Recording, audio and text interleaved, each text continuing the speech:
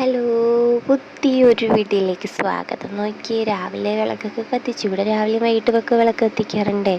ആ പ്രാർത്ഥിച്ചുകൊണ്ടിരിക്കുന്ന സമയത്താണ്ട് ഇവിടുത്തെ ഏറ്റവും വലിയൊരു ഭക്തിയുണ്ട്. വിളക്ക് കത്തിച്ചാലോ ഏതെങ്കിലും തീ കണ്ടാലോ വന്ന് പ്രാർത്ഥനയാണ് ആൾ.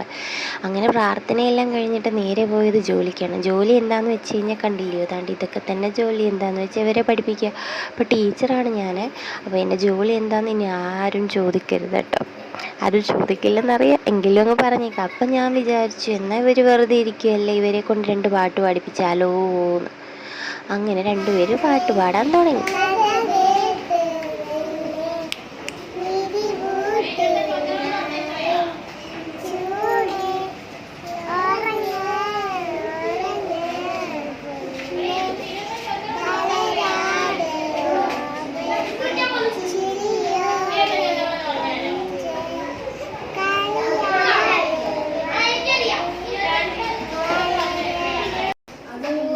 പിറപ്പല്ല ഇവനെൻ്റെ നിറമല്ല, മതമല്ല ഇവനെൻ്റെ ജാതിയല്ല, ഭേദങ്ങളതിരിട്ട കെട്ടകാലത്തിൻ്റെ മുമ്പേ പിറന്നവൻ കൂട്ടുകാരൻ.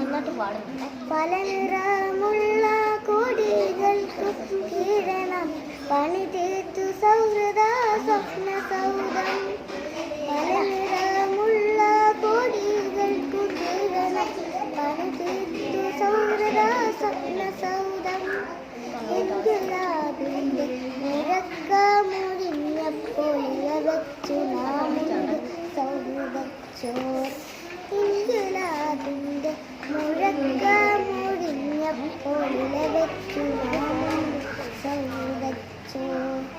സ്വപ്നത്തിലേക്കുള്ള വഴിയിലെ കാട്ടിയും സ്വർഗമാർഗത്തിലെ മതചിന്തയും. സ്വപ്നത്തിലേക്കുള്ള വഴിയിലെ കാട്ടിയും സ്വർഗമാർഗത്തിലെ മതചിന്തയും. അതിരു കെട്ടിത്തിരിച്ചേകനായി നിൽക്കവേ അറിയുന്നു ഞാനെൻ്റെ നഷ്ടസ്വർഗം. അതിരു കെട്ടിത്തിരിച്ചേകനായി നിൽക്കവേ അറിയുന്നു ഞാനെൻ്റെ നഷ്ടസ്വർഗം. അങ്ങനെ പെൺകുട്ടികളുടെ പാട്ടൊക്കെ കഴിഞ്ഞപ്പോൾ അതാണ്ട് ഞാൻ പാടാമെന്ന് പറഞ്ഞ് അവൻ എന്തൊക്കെയോ പാടി. പക്ഷേ എനിക്കൊന്നും മനസ്സിലായില്ല കേട്ടോ, അവൻ എന്താ പാടിയെന്ന്. എനിക്ക് തോന്നുന്നു ലാസ്റ്റ് ഞാൻ ഇല്ലുമിനാട്ടി എന്ന് മാത്രം കേട്ടു. അവൻ അത് മറ്റേ പാട്ടാണ് പാടിയത്. എനിക്ക് കറക്റ്റ് എൻ്റെ ലിറിക്സ് അറിയില്ല. അങ്ങനെ അവൻ പാടിയപ്പോൾ അടുത്ത ആൾ പറഞ്ഞു, എന്നാൽ ടീച്ചറെ ഞാനും കൂടെ പാടാമെന്ന്.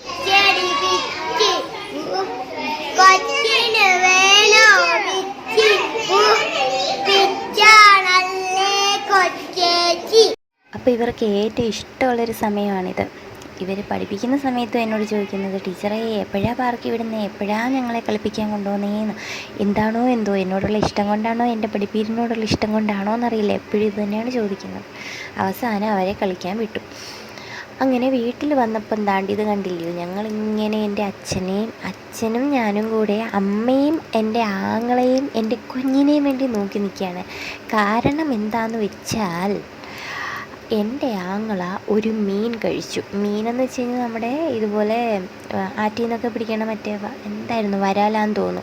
ആ മീൻ എൻ്റെ അമ്മ സ്നേഹത്തോടെ മോന് വറുത്തു കൊടുത്ത്. എൻ്റെ ആങ്ങളെയാകട്ടെ നല്ല ടേസ്റ്റാന്ന് പറഞ്ഞാൽ മീൻ അങ്ങനെ അങ്ങോട്ട് വറുത്ത മീൻ അങ്ങോട്ട് പ്ലേറ്റിലോട്ട് വെച്ചിട്ട് അതിൻ്റെ ഒരു കഷ്ണം അങ്ങോട്ട് മുറിച്ച് വായിലേക്ക് വെച്ചപ്പോൾ അതിൻ്റെ ഒരു മുള്ള് തുണ്ടിൽ തറച്ച് കയറിയിട്ട് ചോറ് മെഴുങ്ങിയിട്ടും പഴം മെഴുങ്ങിയിട്ടും ഒന്ന് മുള്ളു പോകാഞ്ഞിട്ട് അവൻ കൈ കൊണ്ട് തോണ്ടി മുള്ളിനെ വെളിയിലെടുത്തു. പക്ഷേ അവൻ്റെ ഒരു കഷ്ടകാലമായിട്ടാണോ അതോ അവൻ്റെ ഒരു നല്ല സമയമായിട്ടാണോ എന്നറിയില്ല, മുള്ളു കൊണ്ടടോ എല്ലാം പഴുത്ത് ഇൻഫെക്ഷനായിട്ട് ഒരാഴ്ചയായിട്ട് ആശുപത്രി കിടന്നിട്ട് തിരിച്ച് ടൂറൊക്കെ കഴിഞ്ഞ് വന്ന പോലത്തെ ഒരു വരവാണിത്, കണ്ടില്ലയോ. അപ്പോൾ കുഞ്ഞുറക്കമായാണ്ട് കുഞ്ഞിനെ എൻ്റെ തോളയിലിട്ടേക്കുവാണ് കേട്ടോ. അപ്പോൾ അതാണ്ട് നിന്ന് സംസാരിക്കുന്നവനാണ് എൻ്റെ ആങ്ങള. അങ്ങനെ ഒരാഴ്ചത്തെ സുഖവാസമൊക്കെ കഴിഞ്ഞ് അച്ചായൻ വീട്ടിൽ വന്നു. ആ മുഖമൊന്ന് കാണിച്ച് എന്ന് പറഞ്ഞപ്പോൾ അവന് ഒരു നാണം, കണ്ടില്ലയോ.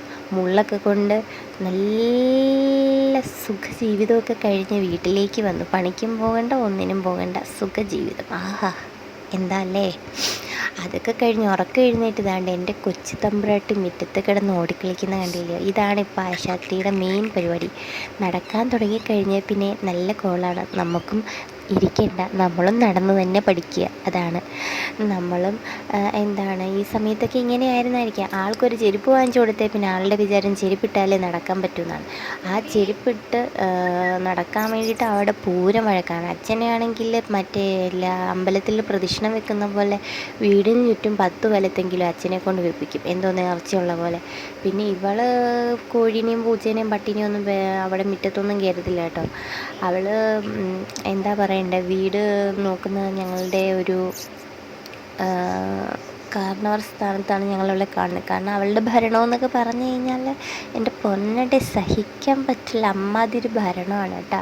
അമ്മ പറയുന്നത് നീ ഒട്ടും മോശമല്ല, അപ്പോൾ നിൻ്റെ കൊച്ചല്ലേ, നിൻ്റെ സ്വഭാവമല്ലേ അതിനും ഉണ്ടാവും എന്നൊക്കെയാണ് അമ്മയൊക്കെ പറയണത്. അപ്പോൾ അടുത്ത വീഡിയോയിൽ ഇനി വിശേഷമായിട്ട് വരാം. ടാറ്റാ.